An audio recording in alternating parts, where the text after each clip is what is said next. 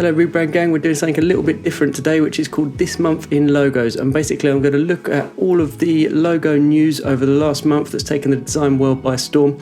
And even though it's only January, there's already been a lot of beginning of year new logos, updated logos, and all the controversy that goes with it. So yeah, let's get into this. So Sony had a conference to talk about the PS5 and then ended up releasing a logo and just a logo, which has been absolutely annihilated on Twitter for looking pretty much exactly the same as the PS4 logo. I'm pleased to share with you today, for the first time, our new logo. That's probably my favourite meme that's come out of all of this, but there have been loads of memes that have come out of all of this. So many memes. That's probably the best part when a big company has a new logo, all the brilliant memes that come along with it. In terms of the actual logo, it's exactly what was expected, which is actually exactly what the CEO wanted, brand consistency. If the PS4 had flopped, I think it would have been a different story and they probably would have gone for a completely different logo, but because that has been one of the top consoles for the last few years, I mean, why would you just snip that off and all that brand recognition that you've built, why would you get rid of that? So I guess that makes perfect sense to just swap that 4 for a 5. I'm also going to do a little poll for each of these logos so that we know what the Rebrand gang thinks of them.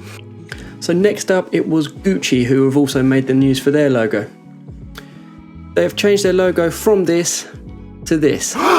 Yes, really, the new logo looks like a handwriting straight out of an exercise book from school, and they haven't even live traced it to clean it up. Don't worry too much, as it's only a temporary change to the logo. By changing to this logo, they're being very disruptive and outlandish, as the logo is pretty awful to look at. So obviously I'm not too keen on the look of the logo, and I'm not sure that anyone would be really, but I think it's done the exact job that it needed to. It doesn't really matter what I think, it's made the news, so it can only be seen as a win for the marketing team. So midway through the month, GODADDY got a new logo, and that made the news, and saw a lot about that on Twitter and Instagram as well, as they had this absolute classic of a logo. It was easy to forget just how old GODADDY's logo was looking until our memories have been sparked this month with the complete redesign of the GODADDY brand.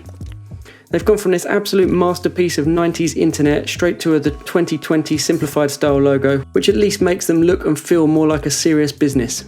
So obviously the icon looks like a heart shape to make sure their customers feel loved at all times, and also it apparently spells out the word go. And I think what they mean by that is the G is there and the O is there, but it's kind of a little bit confusing to my eyes. I think it's definitely an improvement on the old logo, which was kind of ridiculous but kind of really outstanding in its own way. Weird. The word mark is great. I like the way the G also looks like an arrow. However, I don't really find the icon very eye-pleasing. It seems to be like a mix of weights between the icon and the text. I can't quite put my finger on what's wrong with it, but something's just annoying my eyes with it. So I would have preferred to see the simplification go a step further and be confident enough to use the word mark alone. So another logo that got updated earlier this month was FisherPrice, and their logo has gone from this to now looking like this. So you'll notice that they've dropped the capital letters, which makes the text look more rounded and less likely to hurt a child, maybe take their eye out or something like that. And they've also changed from 4 rounded sections on the bottom to 3, which is to symbolise the 3 founders of the company. And I only know this because they made this really cool brand identity reveal video.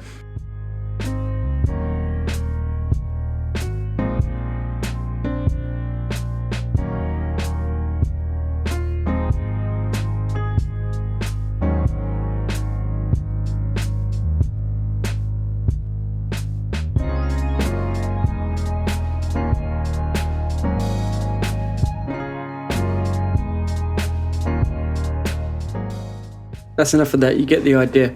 But I thought that first bit was really cool, where it shows the old logo morphing into the new logo. That's really cool effect.